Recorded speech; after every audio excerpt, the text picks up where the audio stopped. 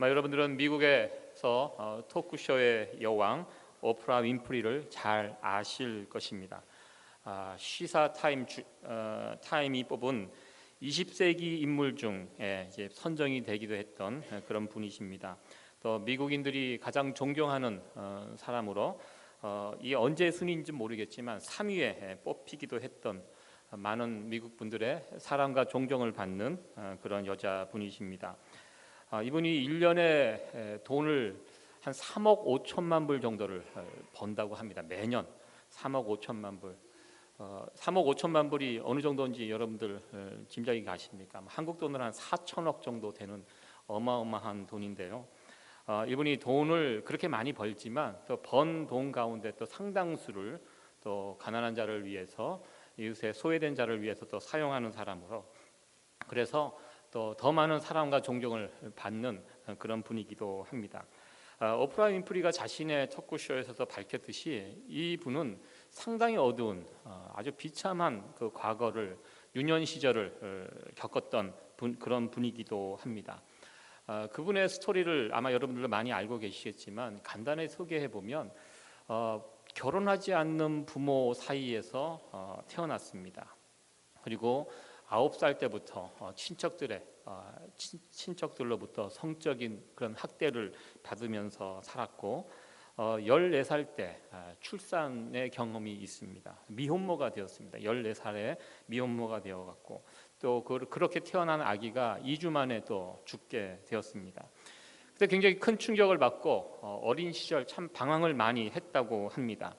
약물, 담배, 어떤 나쁜 짓은 다 그렇게 하면서 살다가 이런 식으로는 살면 안 되겠다 이게 생각을 하면서 공부를 시작했다고 합니다. 닥치는 대로 책을 읽고 공부를 열심히 해서 또 그렇게 해서 원하는 대학에, 또 좋은 대학에 들어갔다고 합니다. 그리고 학교를 졸업할 때 그 동네에 있는, 그 지역에 있는 지역 방송국에 들어가게 되었습니다. 그 처음 맡아서 했던 순서가 뉴스를 진행하는 그런 것을 맡아서 하다가 이 오프라 윈프리가 뉴스를 진행할 때 그 뉴스를 자신의 감정을 실어서 이렇게 뉴스를 했다고 합니다. 이 오프라 윈프리가 그 부분에 굉장히 탁월한 능력이 있는 분인데요. 뉴스는 그렇게 진행하면 안 됩니다. 뉴스는 사실대로 객관적으로 침착하게 냉정하게 전해야 되는데 자신이 전하는 뉴스를 감정을 담아서 이렇게 뉴스를 전하다 보니까 이것이 또 문제가 되어서 또 방송국에서 그 직에서 물러나게 되었다고 합니다. 그러면서 사람들이 수군거리고 그 오프라 윈프리를 비난하고 조롱하고 이런 또 어려움을 겪게 되었다고 합니다. 그러는 가운데 이 오프라 윈프리가 맡게 된 프로가 AM 시카고라는 아침 방송이었고 토크쇼 프로를 맡게 됐다고 합니다. 그 당시 시청률이 굉장히 낮게 나왔고 이제 얼마 안 돼서는 없어질 그런 프로였다고 합니다. 마지못해서 오프라 윈프리에게 이 프로를 맡겨 주었는데 그것이 1983년도였습니다. 이 프로를 맡아서 진행을 하는데 정말 누구보다도 열심히 그리고 탁월하게 이 프로를 진행하게 되었습니다. 그러면서 점점점 시청률이 올라가게 되어서 방송국에서는 아예 이참에 포맷을 아예 바꾸자. 그래서 이 방송이 지역 방송이었는데요.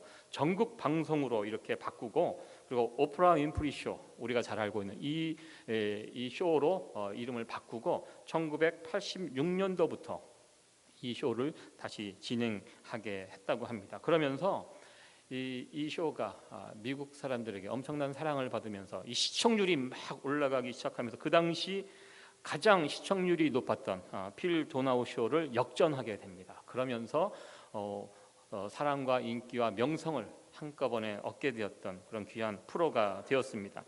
이것이 2011년도까지 오프라 윈프리 쇼가 진행이 되는데요.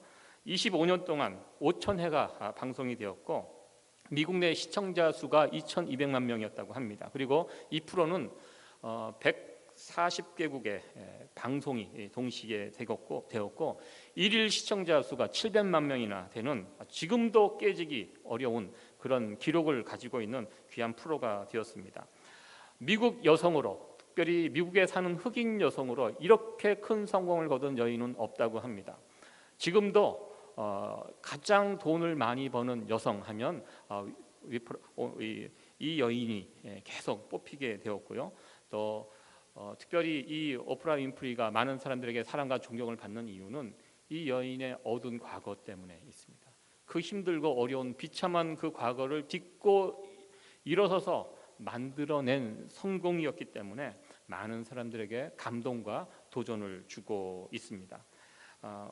오프라 윈프리와 같이 우리 주변에는 참 어두운 과거, 힘든 시절을 보냈던 많은 청소년들이 있음을 우리는 보게 됩니다. 요즘 한국이나 미국이나 이 청소년 문제가 심각합니다. 비행 청소년들, 문제를 일으키는 청소년들을 보면 그 뒤에는 언제나 불행한 가정이 있음을 보게 됩니다. 그러나 우리가 생각할 수 있는 것은 가정이 불행하다고 해서 꼭 거기서 자라는 자녀들이 불행한 인생을 살게 된다고는 말할 수 없다는 것입니다.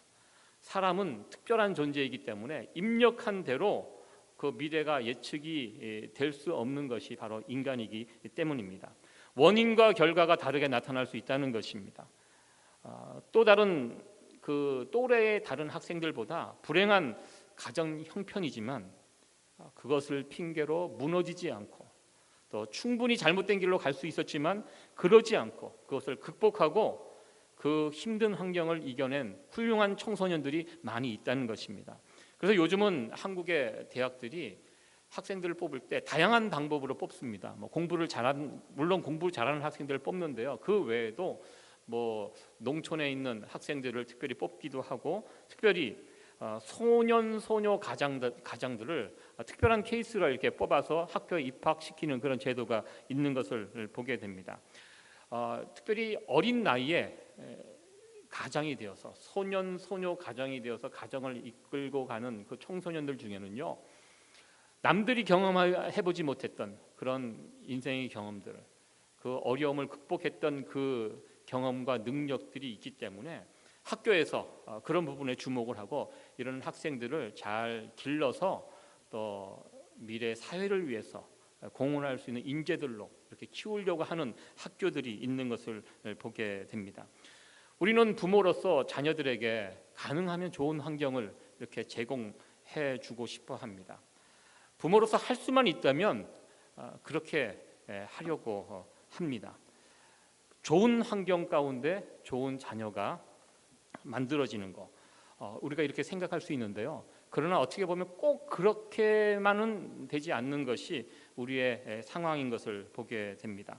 좋은 환경 속에서 실패한 자녀가 나타날 수가 있고요.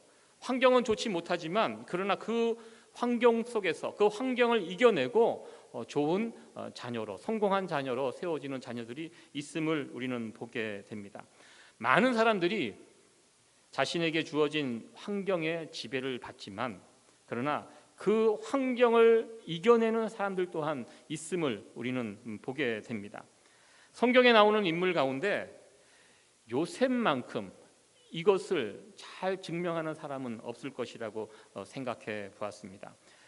어두운 과거를 이겨내고 성공한 사람 하면 저는 요셉이라는 사람이 떠오릅니다. 아주 대표적인 사람이라고 생각이 됩니다. 오늘 이 본문의 말씀을 통해서 우리가 요셉의 인생을 통해서 우리가 본받아야 될 부분이 무엇인지 한 3가지 간단하게 살펴보도록 하겠습니다. 오늘 이 본문의 내용은 요셉이 보디발의 집에 노예로 살아가다가 모함을 받아 이제 애굽에 있는 감옥에 갇히는 그런 장면입니다. 요셉의 그 모습을 통해서 우리가 본받아야 될 먼저의 모습은 요셉은요, 어디를 가든지 어느 환경에 처하든지 누구 앞에서든지 참 그 자리에서 최선을 다하며 살아가는 모습을 우리는 요셉의 인생을 통해서 보게 됩니다. 먼저 우리가 요셉을 통해서 배워야 되는 것은 이 성실함입니다. 요셉은 참 성실한 사람이었습니다. 지금 현재 요셉의 신분은 노예입니다. 요셉은 신분은 노예였지만 그러나 그의 정신은 노예 근성이 없었던 사람임을 우리는 보게 됩니다. 노예 근성이라는 그런 말을 아마 여러분들 들어보셨을 것입니다. 이 말은 노예가 되면요, 노예는요 누가 시켜야 일을 합니다. 알아서 일하지 않습니다. 주인이 이런저런 일을 하라고 지적을 해야지 그때서 움직입니다. 누가 이야기하기 전까지는 일하지 않습니다. 그것이 노예 근성입니다. 대부분의 노예들에게는 이런 모습들이 있습니다. 왜 그렇게 살아가냐 이렇게 물으면 노예이기 때문에 그렇게 살아간다고 이야기합니다. 노예는 자기 몫이 없습니다. 자기가 하는 모든 일들의 결과물을 주인이 가져가기 때문입니다. 그렇기 때문에 열심히 일하지 않고요, 하루 해가 뜨면 주인 눈치 보고 그냥 하루하루 연명해 살아가는, 눈치껏 하루하루 때우면서 살아가는 것, 이것이 노예들의 삶이고 노예 근성을 가진 사람입니다. 이것이 일반적인 노예들의 모습이라고 할 수 있습니다. 제가 예전에 미국에 처음 와갖고 학교에서 유학을 할 때, 그때 형편이 다 어려울 때 우리 한국 목사님들 다 같이 뭐 가능하면 학교에서 일을 했습니다. 제가 다녔던 그 학교에도 유학생들을 위해서 일할 수 있도록 이렇게 자리를 마련해줘서 그때 빌딩 서비스라는 것을 제가 한 1년 정도 했던 기억이 있습니다. 빌딩 서비스가요, 학교에서 하는 빌딩 서비스가 정말 쉽습니다. 이 뉴욕이나 이 대도시에서 하는 빌딩 서비스하고는 차원이 다릅니다. 여기는 굉장히 어렵잖아, 일하는데. 그러나 학교에서는 학생들을 배려하는 그런 차원으로 일을 이렇게 아주 고되게 시키지 않고 뭐 감독, 감시 이런 거 하지 않고 알아서 이렇게 할 수 있도록 많은 배려를 해주셨습니다. 한 시간에 한 5불 정도, 제 기억으로는 한 시간 한 5불 정도 받으면서 한 주에 한 20시간씩 일을 했던 것으로 기억이 되는데요. 그래서 같이 일했던 그 동료, 뭐 직장 동료라고 하기에는 좀 그렇지만 흑인 친구가 하나 있었습니다. 그 친구는 풀타임으로 그 일을 했는데요, 토마스라는 그런 친구였습니다. 나이도 저보다 많고 그렇게 그곳에서 학교에서 일하는 것이 그 친구의 잡이었습니다. 근데 제가 이렇게 그 친구가 일하는 모습을 보면 저도 사실 일을 잘 못합니다. 저도 일을 열심히 뭐 하기도 그렇고 몸도 잘 안 되고, 그래서 저도 그냥 그곳에서 일을 하는데 저보다 일을 정말 못하고요, 제가 보면 정말 일을 안 합니다. 그러니까 한국 분들은 일을 하면 뭘 하나 맡기면 한국 분들은 일을 하는 스타일이 있습니다. 빨리 합니다. 열심히 합니다. 빨리 하고 다음 일 하고, 이게 이제 한국 분들의 이제 근성이고 모습인데, 이 친구는 그렇게 하지 않아요. 뭐 하나 물건 하나 가지러 가는데 1시간씩 걸립니다. 천천히 걸어갔다 또 천천히 돌아오고, 절대 뛰지 않습니다. 천천히 그러니까 저희들이 보면 답답해요. 왜 저렇게 일을 하나? 근데 그 친구가 나중에 이야기를 하더라고요. 우리가 답답하다는 거. 왜 그렇게 일을 하냐는 거예요. 어차피 정해진 시간 동안 하는 일인데 그 빨리 한다고 뭐 일찍 가는 것도 아니고 그 정해진 시간에 그냥 그 일 하나 그냥 천천히 하고, 또 일 또 있으면 그 일은 내일 하고, 뭐 이렇게 이제 그 시간을 떼어가는데요. 한국 분들은 선천적으로 그것이 이제 못마땅했습니다. 굉장히 열심히 하고, 그래서 좀 그 친구하고 좀 뭐 부딪힘도 있었는데, 그 친구하고 이제 앉아갖고 안 되는 영어지만 서로 막 이야기를 나누면서 너 그렇게 살지 마라. 너 그렇게 살면 큰일 난다. 미래가 없다. 뭐 그러면서 그 친구의 이야기를 들어봤습니다. 그 학교에서 이렇게 일을 하고 한 달에 얼마 이렇게 돈을 받으면 그 돈을 어떻게 쓰느냐, 우리가 컨설팅을 해주겠다. 이제 막 저기 목사님들이 막 같이 붙어서 이야기를 하는데, 일단 돈을 받으면 이 친구가 또 결혼 생활에 실패를 해서 이혼을 했습니다. 그래서 이혼했기 때문에 전처에게 월급의 3분의 1이 그대로 간다고 합니다. 우리 남자 여러분들 3분의 1입니다. 조심하시기 바랍니다. 그냥 손도 안 대고 그 돈이 그 일한 돈이 그분께 갑니다. 그리고 남은 돈 가지고 집세 내고 그 자녀 있는 거 양육하고, 그리고 집에 또 개를 키우더라고. 개 사료를 삽니다. 제가 한번 그 집에 간 적이 있어요. 집에 갔는데요, 사람들이 다 나가고 개가 집에 혼자 있으면 개가 여기저기 배설물을 싸갖고 냄새가 막 나고 너무너무 지저분했습니다. 그래서 우리가 제발 좀 저 개부터 정리해라. 한국 같으면 쉽게 정리가 되는데 미국은 정리하기도 어렵지 않습니까? 아무리 봐도 이건 아닌 것 같아. 너의 미래를 위해서. 그리고 제가 다녔던 그 학교는 직원 자녀들은 대학을 무상으로 이렇게 들어올 수 있는 그 특혜가 있었습니다. 그래서 그 부분도 얘기하면서 야, 너는 이렇게 살지 마. 네 자녀들 학교에 이렇게 보내서 기술 하나 배워갖고 이렇게 하면 살기야. 그러면 미래가 보이는데 그걸 안 해요. 그냥 하루하루 그렇게 근근히 살면서 돈이 없으니까 늘 아침에 와갖고 학교에 있는 밴딩 머신에 동전 넣어갖고 과자 뽑아갖고 그거 이제 아침으로 떼어 먹고 그러면서 하루하루 살아가는 그 모습을 보면서 참 안타까워했던, 왜 저렇게 살까? 한국 사람들 같으면 한국 분들은 그렇게 살지 않잖아요. 지금 내가 고생해도 미래를 위해서, 자녀들을 위해서 부지런히 미래를 준비하면서 이렇게 착착착착, 그래서 1년이 지나고 5년이 지나고 10년이 지나면 달라져 있거든요. 근데 제가 보기에는 그 친구는 그렇게 10년이 지나고 20년이 지나도 미래가 암울해 보이더라고요. 그래서 가끔 그 친구가 생각이 납니다. 토마스가 어떻게 되었을까 한번 그런 생각을 해보게 됩니다. 오늘 요셉 이야기는요, 요셉은 오늘날의 시각으로 보면 노예였습니다. 그런데 요셉에게는 노예 근성이 없었습니다. 그는 자신에게 맡겨진 모든 일에 최선을 다해서 열심히, 그리고 자신의 주인을 하나님처럼 섬겼습니다. 39장 4절 말씀에 보면, 우리가 이제 39절 말씀을 39장에 있는 내용을 다루고 있는데요, 그 4절 말씀을 보면 이런 말씀이 있습니다. 요셉이 그 주인에게 은혜를 입어 섬김에 그가 요셉으로 가정 총무를 삼고 자기 소유를 다 그 손에 위임하니. 여기 보면 섬긴다라는, 섬김에라는 단어가 있습니다. 이 단어는 최대의 봉사와 충성으로 섬기는데 사용되는 단어라고 합니다. 요셉은 노예로서 보디발의 가정에서 그와 같은 진심으로 충성을 가지고 자기 주인 보디발을 섬겼습니다. 아무도 안 알아주고 아무도 쳐다보지 않아도 이 노예로서 자기의 자리에서, 자기의 위치에서 해야 할 일들은 누구보다 열심히 했고 최선을 다해서 살았습니다. 이 모습을 주인인 보디발이 주목하여 보았고, 그래서 결국 그 자신의 집안에 있는 모든 일들을 요셉에게 맡겨서 그를 가정 총무로 삼게 되었습니다. 여기서 우리는 생각을 해봐야 합니다. 도대체 요셉이 어떻게 행동했길래, 노예로서 어떻게 살았길래 보디발이 자신의 노예를 가정의 총무로 삼을 수 있을까? 우리는 이 부분을 한번 진지하게 생각을 해봐야 한다는 것입니다. 요셉은 최악의 상황에서도 자신을 포기하지 않고 노예처럼 살지 않고 자신의 처한 상황에서 그 자리에서 최선의 모습을 가지고 열심히 살았습니다.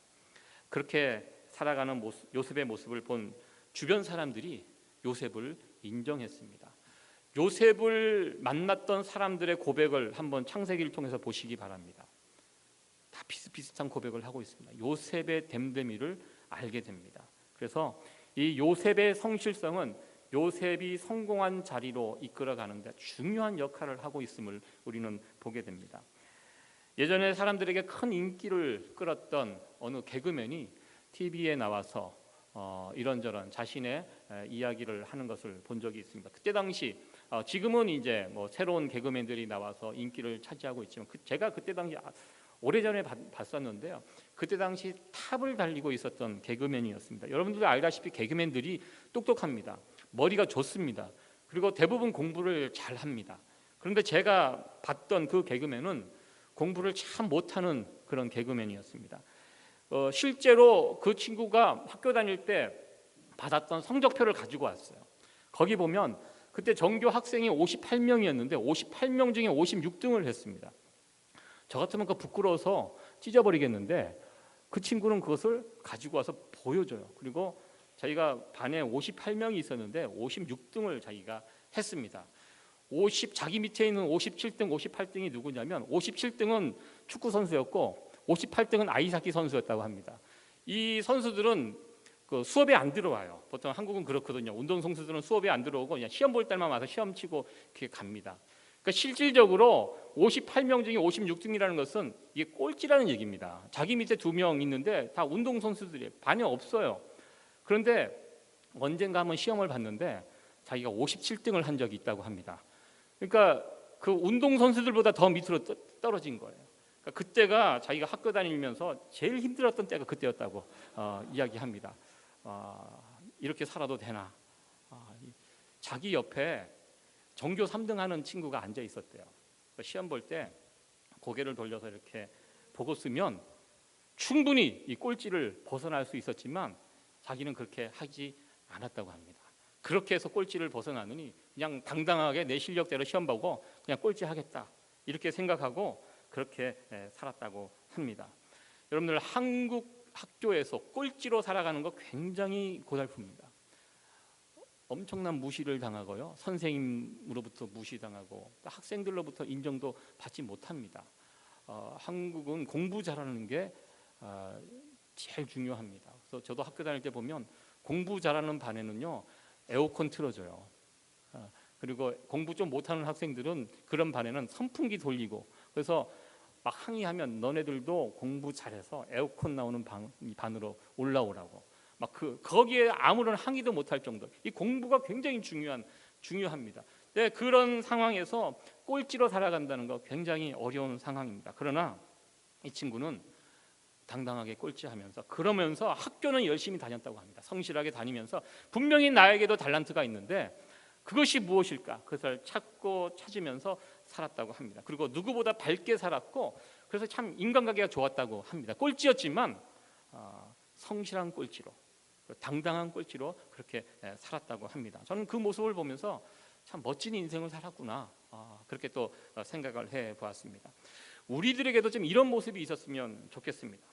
상황이 별로 좋지 않아도, 내가 가진 것이 없어도, 내 외모가 좀 떨어져도, 누가 봐도 잘난 것이 없지만 그러나 내게 주어진 이 환경 속에서, 이 처지 속에서 최선의 모습으로, 성실한 모습으로 그렇게 살아갈 수 있는 당당한 꼴찌의 모습으로, 멋진 꼴찌로 살아갈 수 있는 그런 저와 여러분들이 될 수 있기를 간절히 소원합니다. 요셉의 상황은 계속해서 어려움의 연속이었습니다. 보디발의 집에서 억울한 누명을 쓰고 감옥에 갇혀 있었지만, 그러나 그곳에 가서도 요셉은 열심히 살았고, 그리고 요셉의 주변 사람들은 요셉을 인정해 주었습니다.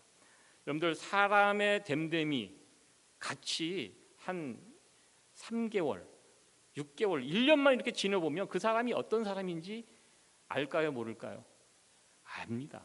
그 사람이 어떤 사람인지 같이 이렇게 일을 겪어보고 한 1년 정도 같이 이렇게 지내보면 그 사람이 어떤 사람인지 압니다. 저 사람이 성실한 사람인지 아닌지, 진궁인지 알 수밖에 없습니다. 요셉의 경우 아까 제가 말씀드렸는데요, 요셉을 거쳐갔던 사람들, 보디발, 또 감옥의 간수, 나중에 애굽의 바로왕, 요셉을 평가하는 평가가요, 이 창세기에 보면 비슷합니다. 사람들 보는 눈이 똑같아요. 다 같아요. 요셉을 같이 경험해 보니까 이 사람은 진국이에요. 너무너무 성실해요. 자기가 맡은 일에 최선을 다하면서 이렇게 살아가고 있습니다. 이 요셉이 억울하게 보디발의 아내에게 모함을 받아서 지금 감옥에 갇히게 됐는데요, 요셉이 갇힌 감옥이요, 보통 잡범들이 갇히는 감옥이 아니었습니다. 요셉이 노예였어요. 만약에 노예가 주인의 아내를 범하는 그런 죄를 저질렀다, 그럼 어떻게 됩니까? 그건 죽습니다. 노예이기 때문에 그건 주인이 죽여버립니다. 그 가만히 안 둡니다. 그런데 요셉을 다루는 보디발의 그 모습을 보면 요셉을 죽이지 않습니다. 요셉을 정치범, 왕에게 어떤 반역을 하고 잘못을 하는 사람들이 갇히는 그 정치범들이 수용되는 감옥에 집어넣습니다. 이게 무슨 뜻입니까? 보디발이 모르겠습니까? 자기 아내가 그렇고 그런 여자인지 보디발이 그거 몰랐겠습니까? 저는 개인적으로 보디발을 믿었을까, 요셉을 믿었을까? 요셉이 보디발의 집에서 한 10년을 같이 지냈습니다. 보디발이 요셉이 어떤 사람인지 알았습니다. 그러나 보디발의 아내가 와서 사람들에게 막 이런저런 막 하니까 마지못해서 요셉을 감옥에 집어넣고 있는 중입니다. 아마 요셉을 감옥에 넣고 돌아봤을 때 보디발이 집에 와서 자신의 아내를 가만두지 않았을까, 이 반 죽여놓지 않았을까 이런 생각을 해봅니다. 요셉은 그러면서 이런 이야기를 했을 것 같습니다. 요셉은 그런 사람이 아니야. 참 성경적인 상상을 이 본문을 통해서 그런 생각을 해봅니다. 저는 우리 성도님들이 그런 주변의 평가를 받았으면 좋겠습니다. 우리 집사님은 그런 분이 아니야. 이 세이비역의 성도님은 그런 사람이 아니야. 나는 그분을 믿어. 이런 평가를 받을 수 있는, 우리 주변 사람들에게 이런 평가를 받을 수 있는 그런 저와 여러분들이 될 수 있기를 간절히 소원합니다. 이 요셉의 이 성실성, 이것이 요셉을 성공의 자리로 이끌어가는 귀한 모습이었다는 사실을 오늘 본문의 말씀을 통해서 우리는 기억해야 합니다. 두 번째, 우리 본문의 말씀을 통해서 우리가 같이 생각해 볼 부분은 요셉의 형통에 관한 그런 부분입니다. 요셉이 누렸던 이 형통의 복이 과연 무엇인가 한번 생각을 해보려고 합니다. 사실 형통이라고 하면 요셉의 인생과는 좀 거리가 있어 보입니다. 왜냐하면 요셉의 인생을 이렇게 보면 계속 불행한 일들이 계속 일어나고 있음을 우리는 보게 됩니다. 형들에게 팔려서 그 왕자와 같은 삶에서 형들의 그 모함을 받고 시기를 받고 애굽으로 팔려갑니다. 노예로 팔려갑니다. 그리고 보디발의 집에 들어가게 되는데요. 그 보디발의 집에서 지내는 동안 나름대로 열심히 성실히 살아서 인정을 받고 또 나름대로 삶이 좀 안정이 되어가는 그 찰나에 다시 보디발의 아내를 통해서 또 이 시험을 받고 그것 때문에 감옥에 억울한 누명을 쓰고 감옥에 갇히게 됩니다. 또 감옥에 갇혀서 또 이 요셉은 그곳 안에서도 열심히 또 일을 합니다. 또 인정을 받게 되고요. 그리고 그때 바로의 신하로 있던 사람이 그곳에 들어왔는데 꿈을 꿨는데 그 꿈을 요셉이 해석을 해줍니다. 정확하게 해석을 해줍니다. 그러면서 그 신하에게 만약에 당신이 복직이 돼서 들어가게 되면 나를 좀 기억해달라. 나는 이곳에 있을 만한 사람이 아닙니다. 빨리 이 감옥에서 풀려나서 사랑하는 우리 아버지, 어머니가 있는 그 고향으로 돌아가고 싶습니다. 그래서 자신의 상황을 설명을 했고 그 왕의 신하는 그렇게 해주겠다고 약속까지 했는데요. 나중에 이 요셉의 말대로 이 왕의 신하가 이 복직이 됩니다. 복직이 됐는데 그 왕궁에 가서 요셉을 잊어버렸다고 성경은 그렇게 또 말하고 있습니다. 일이 풀려질 것 같았는데 항상 결정적인 순간에서 다시 일이 꼬여지게 되고 그리고 다시 요셉은 그 감옥에 남게 되고 또 이렇게 계속 안 좋은 일들이 겹쳐가고 있는데 성경은 요셉을 가리켜 형통의 사람이었다라고 성경은 말하고 있습니다. 우리 39장 2절, 우리 39장에 있는 내용들을 보고 있는데요. 이렇게 이야기하고 있습니다. 같이 한번 읽어보도록 하겠습니다. 여호와께서 요셉과 함께 하심으로 그가 형통한 자가 되어 그 주인 애굽 사람의 집에 있으니 39장 2절 말씀에도 형통한 자가 되었다고 성경은 이야기하고 있습니다. 그리고 오늘 우리가 살펴보았던 23절 말씀에도 여호와께서 그의 범사에 형통케 하셨다라고 이렇게 설명을 하고 있습니다. 여기서 먼저 질문을 던져보겠습니다. 성경이 말하는 형통이 과연 무엇일까 생각을 해보게 됩니다. 형통, 여러분들 형통하면 만사형통, 모든 일들이 다 해결되고 잘 풀어가고 잘 되는 거, 이것을 여러분들 형통이라고 아마 생각하실 수 있을 텐데요. 성경이 말하는 형통은 좀 다릅니다. 세상 사람들이 생각하는 그 성공과 좀 다른 개념을 가지고 있다는 것입니다. 성경이 말하는 형통은요, 하나님이 함께 하시는 것, 그것이 형통이라고 성경은 말하고 있습니다. 형들에게 배신당하고 노예로 보디발 집에 팔려갔어도 그곳에 하나님과 함께 하고 있다면 요셉은 형통의 사람이라는 것입니다. 감옥에 갇혀 있어도 그곳에 하나님과 함께 하고 있다면 그 사람은 형통의 사람이라는 것입니다. 그렇다면 지금 여러분들은 성경이 말하는 이 형통의 복을 여러분들은 누리고 계십니까? 성경이 말하는 형통이 이렇습니다. 아직까지 문제가 있습니다. 지금 요셉의 문제가 무엇입니까? 정든 집을 떠나 지금 노예의 신분이 되어서 낯선 애굽에 팔려와 있는 이 문제가 있습니다. 그리고 이 문제는 당분간 해결될 기미가 보이지 않습니다. 오히려 점점 더 어려운 지경으로 빠져드는 것 같습니다. 보디발의 집에서 지금 누명을 쓰고 감옥에 갇혀 있습니다. 그러나 그와 같은 나쁜 상황에 처해 있지만, 그러나 요셉은 지금 형통의 복을 누리고 있다고 성경은 말하고 있습니다. 저는 개인적으로 시편 23편, 우리가 정말 좋아하는, 우리가 늘 찬양하고 읽는 시편 23편의 그 내용 가운데 가장 멋진 장면이 있습니다. 그건 시편 23편 5절에 나와 있는 그 말씀인데요. 우리가 한번 시편 23편 5절에 있는 말씀을 같이 한번 읽어보도록 하겠습니다.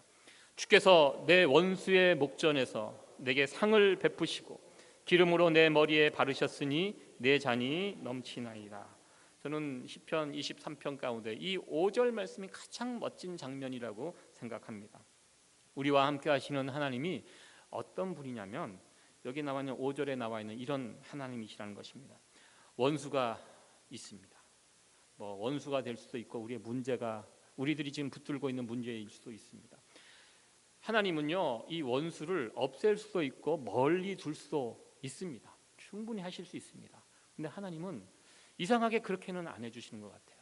여전히 원수가 우리 목전에서 우리를 노려보고 있습니다. 그런데 하나님은 그런 상황 속에서 내게 상을 베푸시고, 여러분들 여기서 나오는 상이 무엇입니까? 1등상, 2등상 이게 아닙니다. 테이블, 잔치상이라는 것입니다. 잔치상을 원수들이 보는 앞에 이렇게 차려서 먹게 해 주신다는 것입니다. 그리고 기름으로 내 머리에 부어 주십니다. 원수가 보는 그 상황에서 머리에 기름을 부어 주십니다. 하나님의 축복의 상징입니다. 복을 부어 주시고 내 잔이 넘치도록, 내 잔이 넘치도록 이렇게 해 주신다고, 이렇게 시편 23편은 이 다윗의 노래입니다. 다윗이 이것을 경험했던 것입니다. 원수 때문에 죽을 것 같아요. 힘들어 죽을 것 같아요. 그런데 잘 되는 거예요. 가만히 보니까 이 그림을 다윗이 보게 된 것입니다. 그래서 나를 형통케 하시는 그 하나님을 찬양하며 시편 23편의 말씀을, 23편의 시를 다윗이 짓게 되었습니다. 여전히 우리에게 문제가 남아 있습니다. 그리고 도무지 그 문제가 해결될 것 같지도 않습니다. 그러나 여전히 문제는 우리 가운데 있지만 잘 되는 것, 이것이 성경이 말하는 형통이라는 것입니다. 요셉을 보시기 바랍니다. 일이 풀려가는 것처럼 보이다가 다시 꼬이고, 문제를 하나를 풀면 또 다른 문제가 나타나고, 이렇게 애굽에서 13년 동안을 살았습니다. 참 13년 동안의 삶을 어떻게 보면 계속 고난의 연속이었습니다. 그런데 지나서 돌아보면 이 13년 참 힘든 시기처럼 보였지만, 그러나 이 13년의 기간은 요셉의 그 형통한 모습을 우리에게 보여주는 것을 보게 됩니다. 이것이 막히면 저쪽이 열렸던 것을 보게 됩니다. 아버지 집으로 가는 길이 막히니까 보디발의 집이 열렸습니다. 보디발의 집이 막히니까 이번에는 감옥문이 열렸고요. 또 감옥문이 닫혔을 때 바로의 왕궁의 문이 열리게 되었습니다. 하나님은 우리를 형통케 하시는 분이십니다. 여러분, 이 사실을 믿으십니까? 성경이 말하는 형통의 사람들이 될 수 있기를 간절히 축원합니다.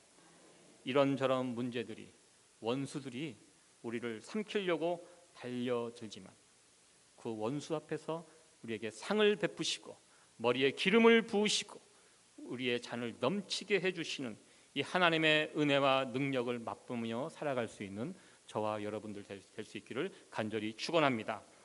마지막 세 번째로 우리가 살펴볼 것은 이 요셉이 꿈꾸었던 꿈에 관한 부분입니다. 보통 우리 요셉을 가리켜 비전의 사람, 꿈의 사람이라고 이야기를 많이 합니다. 몇 년 전에 랭캐스터에서도 이 요셉의 이 꿈을 주제로 어떤 선극을 만들었던 그것이 이제 기억이 납니다. 여러분들, 이 요셉이 붙들었던 꿈이 과연 무엇인가? 요셉은 어렸을 때 꿈을 꾸었죠. 어떤 꿈을 꾸었습니까? 형들이 다 내게 와서도 천하만국이 다 요셉 앞에 머리를 숙이는 그런 꿈을 아마 어렸을 때 꿨는데, 결국 이 꿈이 나중에 애굽의 총리가 되면서 형들이 와서 다 머리를 조아리고 그러면서 이제 그 꿈이 이루어졌다. 그래서 요셉의 꿈을 마치 그런 쪽으로 생각을 하시는 것 같습니다. 그러나 성경을 가만히 보면요, 요셉의 꿈이 그렇게 높은 자리에 올라가는 것이 요셉의 꿈이 아니었음을 우리는 보게 됩니다. 요셉이 품고 살았던 그 꿈이 무엇일까? 단순히 높은 자리에 올라서 세상을 호령하는 것이 요셉의 꿈이 아니었다는 것을 제가 말씀드렸는데요. 왜냐하면 만약에 그것이 요셉의 꿈이었다면 그 아버지의 집에서 호의호식하면서 살다가 하루아침에 그 애굽의 노예가 되었을 때 그 극과 극의 그 경험을 하게 되거든요. 그렇게 되면 보통 사람들은 어떻게 됩니까? 미치거나 삶을 포기하게 됩니다. 근데 요셉은 그러지 않았습니다. 요셉은 그런 상황에 떨어져도 그 바닥에서도 모습 변하지 않고 중심을 잃지 않고 그대로 열심히 최선을 다해서 살아갔던 요셉의 모습을 보게 됩니다. 요셉은 나중에 총리가 되는데요. 요셉이 이렇게 거쳐갔던 그 직업들을 한번 보시기 바랍니다. 요셉은요, 한 번도 자기가 원했던 그 일들을 하지 않았습니다. 그 보디발의 집에 팔려간 그것도 원하지 않았던 일이었고, 그 가정 총무가 된 일도 자기가 원치 않았던 일이었습니다. 감옥에 갇히는 것도 원치 않은 일이었고, 감옥의 그 모든 일들을 관리하는 그 관리자가 되는 것도 원치 않은 일이었습니다. 더 나아가 애굽의 총리가 되는 거 요셉 원치 않았던 일입니다. 이렇게 하다 보니까 그런 일들을 만나게 되었는데요. 요셉의 꿈이 무엇냐? 요셉의 꿈은요, 하나님 자신이 요셉의 꿈이었습니다. 하나님, 나의 하나님 앞에 바르게 사는 것. 어떻게 하면 내가 하나님을 기쁘게 하며 살아갈 수 있을까? 이것을 요셉은 처음부터 끝까지 붙들고 살았습니다. 그 꿈을 붙들고 살았기 때문에 그렇게 살다가 보니까 이런저런 일들을 만나게 된 것입니다. 하나님께서 그때마다 이런저런 직업들을 하나님께서 주셨습니다. 그래서 그런 일들을 통해서 또 성공의 자리로, 형통의 자리로 나갔음을 우리는 보게 됩니다. 하나님을 비전 삼고 하나님을 꿈 삼아 살아가면서 또 이 요셉이 만났던 여러 가지 일들이었음을 우리는 보게 됩니다. 테레사 수녀님 아마 여러분들 잘 아실 것입니다. 지금은 이제 고인이 되셨지만 그분이 인도의 그 가난한 자들을 위해서 그렇게 살게 된 동기가 아주 간단합니다.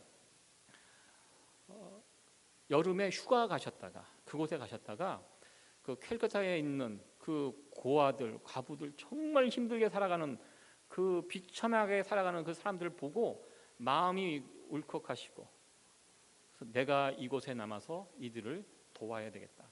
그냥 그곳에 남아서 지내게 되었습니다. 그래서 평생 그곳에서 남아서 그들의 친구가 되어서 그들을 위해 사셨습니다. 처음부터 내가 공부해서 이런 일을 해서 일을 해야 되겠다 이런 생각이 없었습니다.